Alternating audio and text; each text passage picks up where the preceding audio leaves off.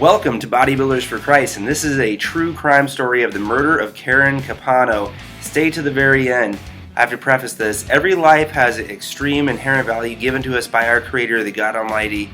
However, I will say this. It really does amaze me how silly criminals can be sometimes. It really does amaze me when we find out who the murderer is, what he does with Caren's body. Why would you dispose of it in this manner? It's absolutely the most silly thing. I know sometimes they say, again, obviously I'm not a murderer, but they say when somebody commits their first murder, their brains kind of go out the window. But is somebody that silly to do this? I'm not sure. Stay to the very end and find out what he does.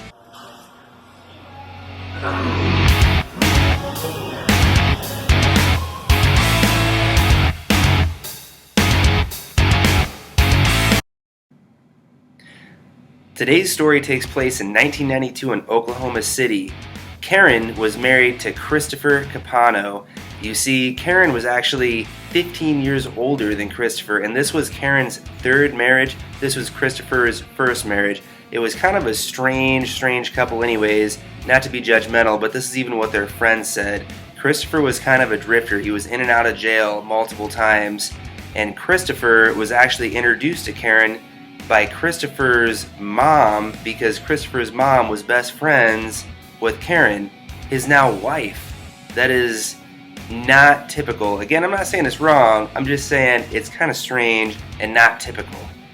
On that hot summer evening in 1992, neighbors reported hearing an extremely loud argument coming from the Compano's household.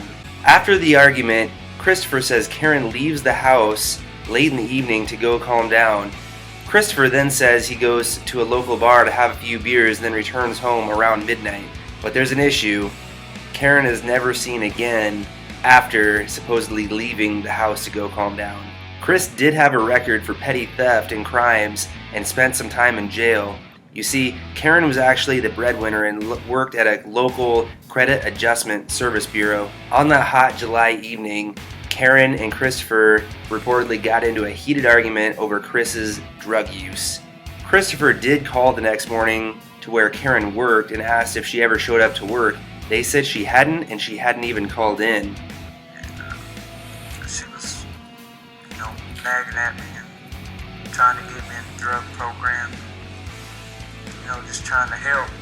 After calling Caren's work, Christopher decided to call police to get a helping hand. When police showed up to the household of Caren and Christopher, they took a quick look around and didn't really see anything suspicious right off the bat. Investigators did note that Caren's personal items, such as feminine products, toiletries, toothbrushes, stuff like that, had not been taken with her, which is extremely unusual if Caren was going to be up and leaving and maybe staying at a hotel in another town or something like that. Typically, most people, I know myself, I'd be taking my deodorant and toothbrush with me because I sweat too much anyways, I stink, I need to at least smell halfway decent. So this is very, very unlike the normal behaviors of a person that was going to be leaving for an extended period of time. Then this is super strange as well. Christopher says the night that his wife goes missing, the house just happened to be burglarized as well. Just happened to be burglarized the same night that his wife goes missing.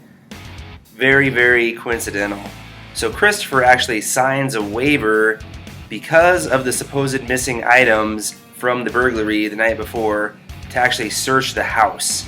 This ends up being a terrible idea for Christopher. Christopher did express concern for the whereabouts of his wife, Caren, and told the police that he really did hope that she was found safely. After not much searching at all, police actually found a pretty large reddish-brownish stain next to the Compano's bed. Thankfully, police actually had on them what are called hema sticks, and these can actually detect human blood, so they brought them in, rubbed it on that giant brownish reddish stain, and it did confirm that it was blood. Those hema sticks don't tell whether it's animal blood or human blood, but they do know it's blood and not another substance. Forensic lab did confirm this was human blood, but they still couldn't actually prove it was Caren's blood. They're going to need a lot more evidence to actually nail it down in court. So the police start interrogating Christopher Compano about his whereabouts the night of Caren's disappearance. He says he went to the bar, but the bartender at the bar that he said he went to didn't even report seeing him that night. Then of all the silly things that take place with Christopher, this might have been up there with the most silly things that I've ever heard of, honestly.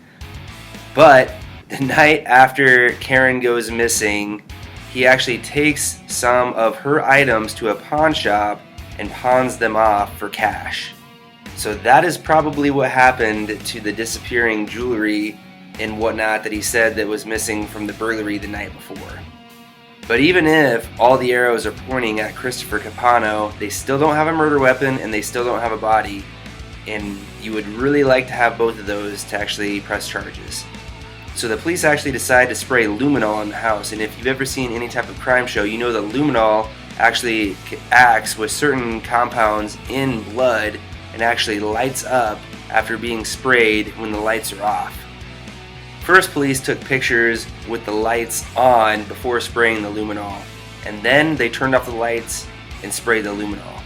One of the detectives actually made the comment that after spraying the luminol and turning off the lights, the luminol was spraying so brightly he could actually see the people next to him because of the glow. Blood had been everywhere. The walls, the ceilings, the door frames, the floor. Blood splatter indicated that somebody had been beaten to death inside the bedroom. As I had said before, there was actually what looked to be a blood stain on the door frame entering the kitchen at the same height as if somebody was carrying a body and then swiped the head up against the door frame. Then it appeared, because of the luminol, that somebody had set the body on the ground and then dragged the body out the side door. And the luminol actually lit up on the stair steps going out the door and actually on the ground all the way outside up until the curb, which then it appeared the body had probably been thrown in some type of vehicle or trailer or something like that. But still, no murder weapon, no body. So the police had an idea. They wanted to try to prove that nobody could have sustained that amount of blood loss and actually survived. So they conducted a test to try to prove this. So they grabbed a piece of carpet from the actual bedroom of the Companos and a weight to simulate a human head. Next, they poured human blood around their waist, simulating a human head, until they got the exact same size of stain as they did inside the actual bedroom of the Companos on the piece of carpet that they were simulating the test with. Experts said between 1,300 and 1,400 cc's of blood it would have taken to create that size of blood stain that was in the Companos' bedroom. That would have been, for somebody about Caren's size, which wasn't super big, that would have been about 40% of her total blood volume, which experts say there is absolutely no way that somebody could survive with that amount of blood loss. So they could confirm that somebody actually died in the Companos' bedroom, but they still couldn't confirm that it was actually Caren that had died in the bedroom, so they needed to prove it was Caren.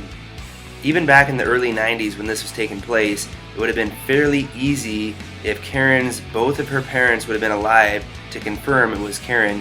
They would have just taken DNA from the mother, taken DNA from the father, and then matched with Caren. Caren's mom was alive, but her dad was not alive at the time. So the FBI ended up getting involved and took DNA samples from Caren's sisters, her mother, and her children. They were going to see if they could at least get a partial profile for DNA and confidently match that to Caren's DNA profile. Experts were confident in saying, after taking those DNA samples from the mother, the sisters, and the kids, that it would have most likely have come from Caren Soprano. 8 months after the murder, Christopher was arrested and charged with Caren Soprano's murder. So let's look at the evidence here. Lack of an alibi, because the bartender said that he'd never actually seen him in the bar that night, or at least couldn't confirm that Christopher came to the bar the night of the murder. Forensic evidence, the blood everywhere. Neighbors heard an extremely heated argument on the night of Caren's disappearance.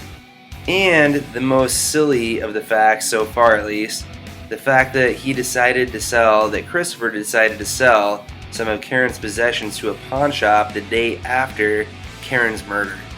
Police believed that during a heated argument, Christopher picked up a blunt object in the bedroom and struck Caren at least 3 times. That was what the blood splatter analysis suggested. And this caused cast-off blood splatter on the ceiling and on the walls. Christopher may have went somewhere. He could have even went to that bar and the bartender actually did not remember him, but he probably went somewhere and then hung out there for a bit until at least midnight, where he comes back to try to clean up the crime scene and dispose of Caren's body. He wraps her in a sheet and actually a phone wire, and then carries her out to the kitchen, puts her down on the ground, and starts dragging her out to the outside, and puts her in his car and then drives away. Christopher did his best to clean up the crime scene, but there was just way too much blood, and he obviously didn't understand that blood, even when it's cleaned up, can still be traced and found using luminol. Police were still pretty confident they could get a murder conviction with Christopher Compano, even without a body or a murder weapon. Interestingly enough, right before the trial is about to start, they actually find Caren's body. This is what I was talking about at the beginning of the video. There was a lot of silly things that Christopher did to get caught, but this was another just cherry on top of everything.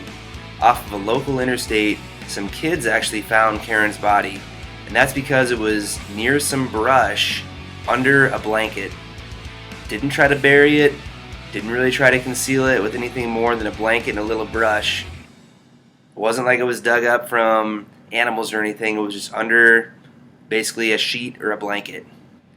But thank God he ended up doing that so the family could have a little closure, at least finding Caren's body.